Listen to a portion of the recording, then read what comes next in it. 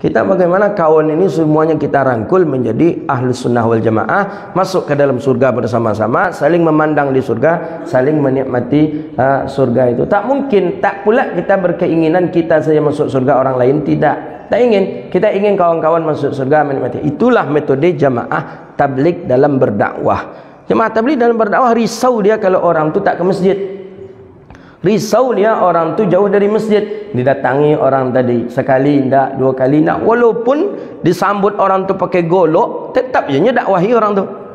Tu orang risau dia orang tak datang ke masjid.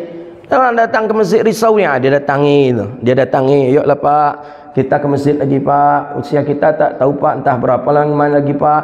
Yalah Pak datang. Apa ya jelah kalian jenis ajak-ajak dan lainnya." Ndak bosan jemaah tabligh. Besok datang je balik. Besok datang kan? Besok datang. Kan hidayah tu kan milik Allah.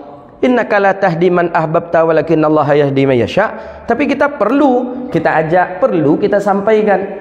Ya bukan berarti kita mengalah, enggak. Nah itu metode dakwah yang dilakukan oleh kawan-kawan kita jemaah tabligh. Kan memang dalam hadis itu kan jelas, kullu ummati yadkhulunal jannah. Seluruh kita masuk ke dalam surga Allah Subhanahu wa taala. Maka oleh karena itu kita perlu mendakwahi saudara kita, dakwahi saudara kita, ajak dia untuk kebaikan. Ingin tahu kita risaunya, kerisauan kawan-kawan itu dalam dakwah, masuklah ke jemaah tabligh itu.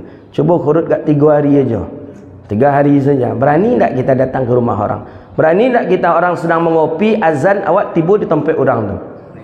Orang sedang minum kopi tu, orang azan, tiba gitu tu. Assalamualaikum, salam Pak, mohon maaf Pak, orang sedang azan Pak, habiskan kopi, ayo kita ke masjid Pak. Nak kok caranya?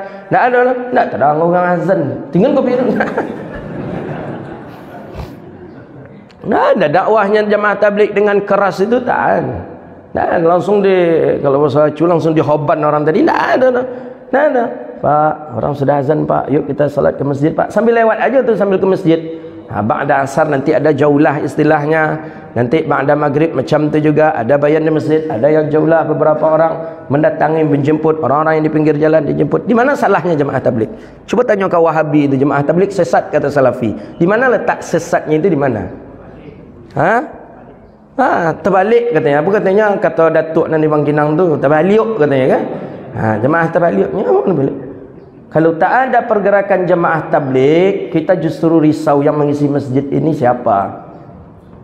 Karena dia yang memberikan masukan-masukan. Nampak orang, yuk Pak, coba Pak. Itulah. Cuba kalau ingin tahu kerisauannya seperti apa, cobalah 3 hari saja jadilah. Mampukah kita 3 hari? Kalau je ustaz amunya saya jadi kita buat besok 3 hari. Sama-sama kita.